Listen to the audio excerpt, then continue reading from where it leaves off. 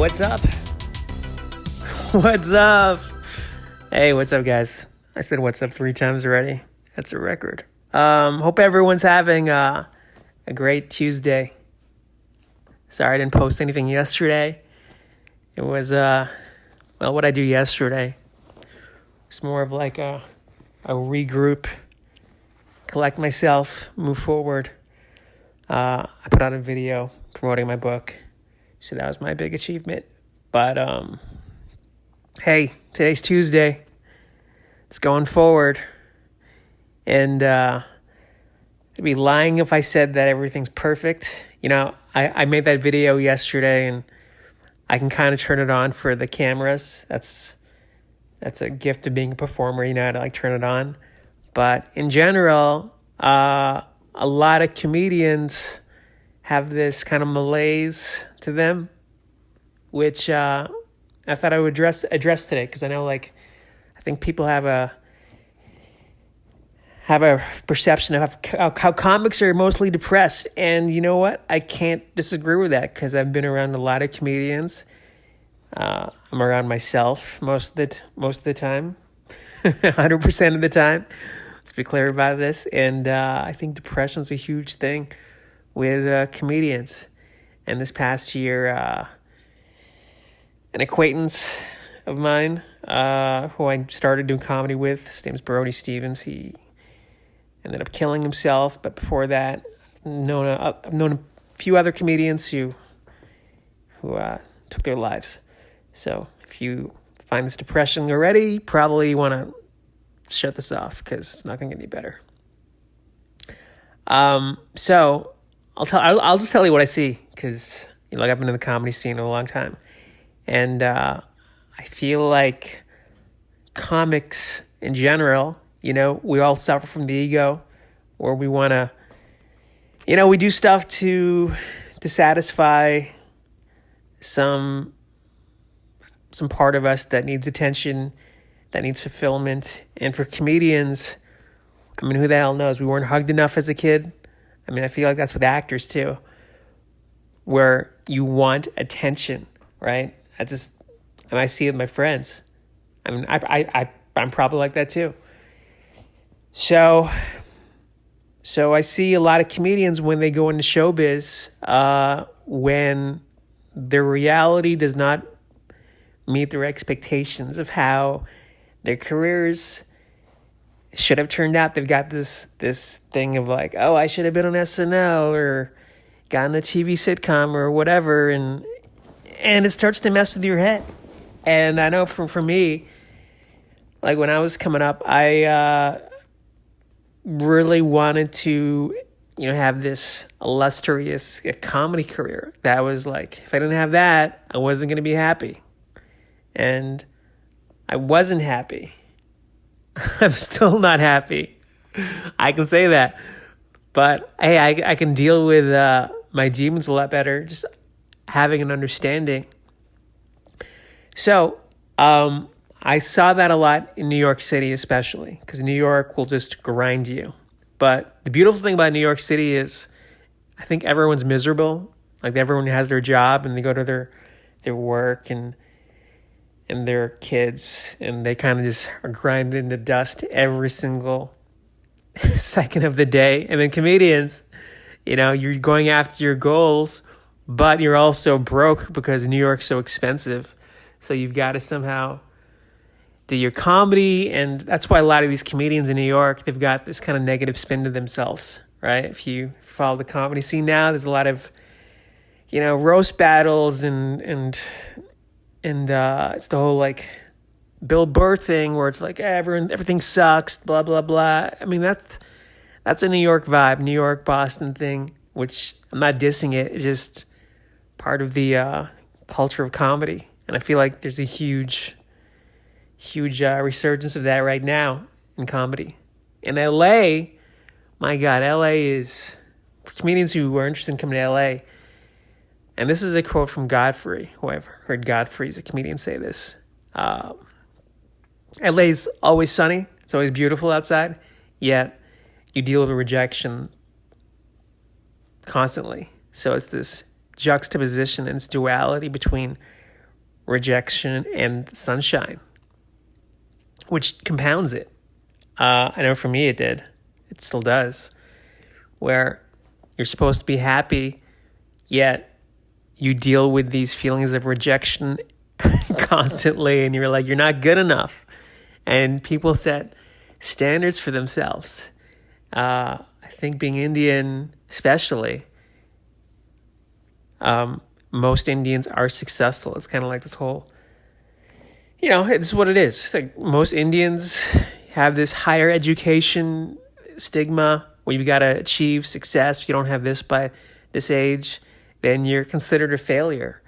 And, as a guy, you're supposed to be a breadwinner and be married with kids. And when that doesn't match up, like something goes haywire for me. But I'm sure that's I see that a lot in my comedian friends too, because I see them going after their goals, trying out stuff, and some of these guys are just absolute killers on stage, yet they're totally ignored by Hollywood. They're ignored by the public. And part of it is just nature of the beast. It's an oversaturated market, and you're trying to squeeze into a very small hole that only so many people can squeeze into. Only so many people can get seen at one point. And you're trying to get seen. What's the answer? I have no idea. I wish I knew. In fact, when people ask me for advice, I don't even like telling them advice. I'm like, I don't know the answers. I have no idea. Your path could be different. And so it is. The only thing I know is that everyone's path is uniquely different. And you have to embrace it. Because I think, look, let's be real. 50 years from now, nobody's going to remember any of this shit. We're all going to be dead, right? Most of us are, unless you're 8 years old listening to this podcast or Darren's thoughts.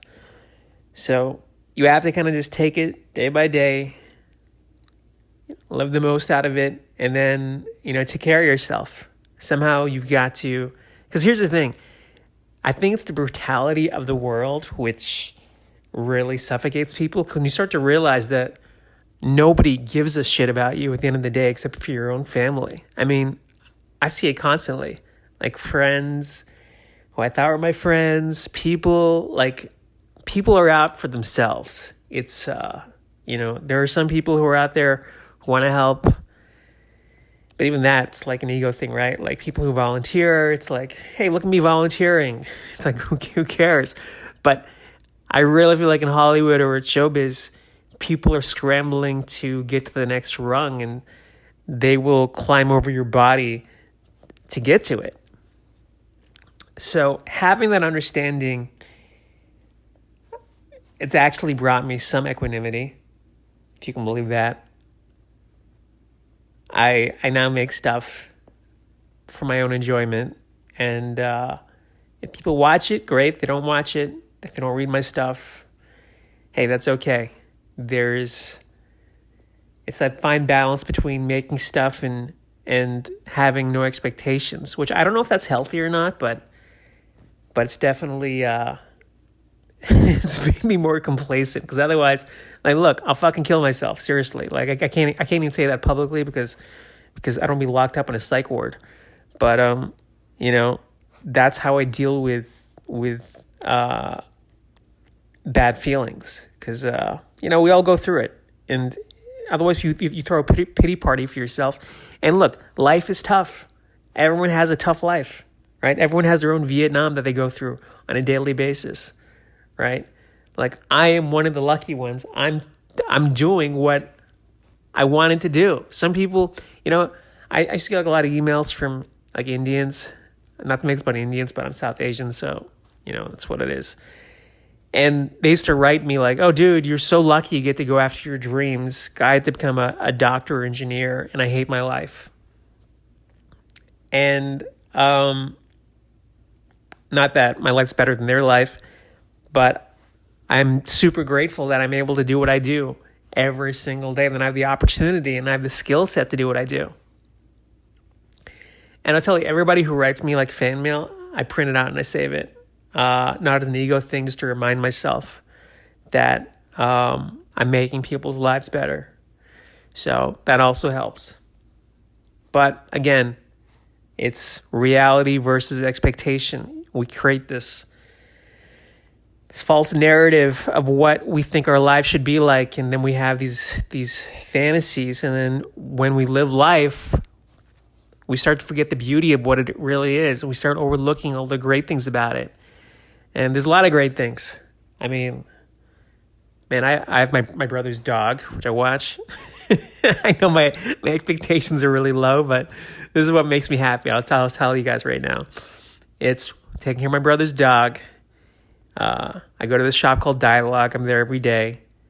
I get a coffee there. I do jiu-jitsu. I've been doing it for like 5 years. I love all those guys there.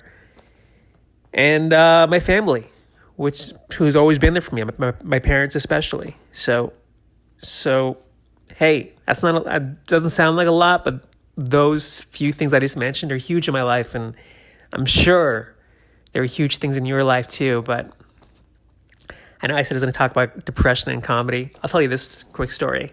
So like 10 years ago when I was really depressed, I actually wrote an email to Bill Burr. I wrote an email to Bill Burr because I used to be a door guy at the Boston Comedy Club. Let me see if I can pull it up actually right now on my phone. I didn't prepare this, but where is it? Bill Burr. I can't even find it. Screw it. Anyways, I wrote an email to Bill Burr, and I was like, hey, what's up, dude? And I asked him how he dealt with depression or something, or his thoughts, and he told me that he just like observes his thoughts now. And he was like, that's really helped me. And this was like kind of before he blew up. And I saved that on my phone for some reason, because I was like, that's a good reminder. And then I started like doing meditation when I was like 32. And, I'm a big believer of being able to step outside your thoughts and not letting your thoughts control you. Because, thoughts, it's like the driving force to anything, whether it makes you feel good or can just destroy you. Like, it's like the drop of water. If you have like a drop of water, one drop is nothing, but that's like a Vietnam torture device where they drop water on you, one drop at a time on your forehead, and they tie you down. Eventually you go crazy, right? And that's how thoughts are. They can seriously just incinerate you over a long period of time. So you got to be vigilant of what you're thinking. Sometimes it's best just to not think, if you can do that. Anyways, I see that a lot with comedians, because my comic friends who do talk to me, I can't talk to them about meditation stuff because they don't get it. If I start talking about like, transcendental meditation, blah, blah, blah, like I can see their eyes glaze over. So now I don't even talk about it. I save it for these podcasts, and whoever listens. If you don't listen, great. So be it. We're all on our life's journey, people. Trying to think of something positive I can say to end this on, because this has been kind of a melancholy podcast. But, there's hope for everybody, in comedians especially. And I read this really great quote by Gary Shandling. This I definitely have on my phone, which I'm going to read to you, because I love this quote. It's one of my favorite quotes. He goes, work is an expression of life, of Zen. Do your comedy not for the sake of fame or fortune, but because it is what God does through you. You are merely a vehicle. Now, obviously Gary Shandling was a world-famous comedian, and he had, the resources to survive. And I think that's what wears down a lot of comedians. Like we're slinging jokes on stage at night, and then during the day we're working at Whole Foods or some shitty job, or waitressing at some restaurant, dealing with people that we hate. But if you can remember that you have a gift and you have a talent and you have a you don't have a responsibility. We're not Spider-Man here. But if you do decide to share your talents with the world, that's a blessing. And a lot of people don't have that. Like I remember I used to wish I was into like science and medicine. I was like, man, this is a curse that I'm creative. Like, why did I have to like comedy? Why did I have to like writing and all this shit? Why couldn't I have just been into medicine? My dad was a doctor. I could have, followed in his footsteps. But for some reason, this is my DNA. And I've decided to follow it. And wherever that leads, who knows? But moment by moment, day by day. All right, have a great week, everyone. See you later. Bye.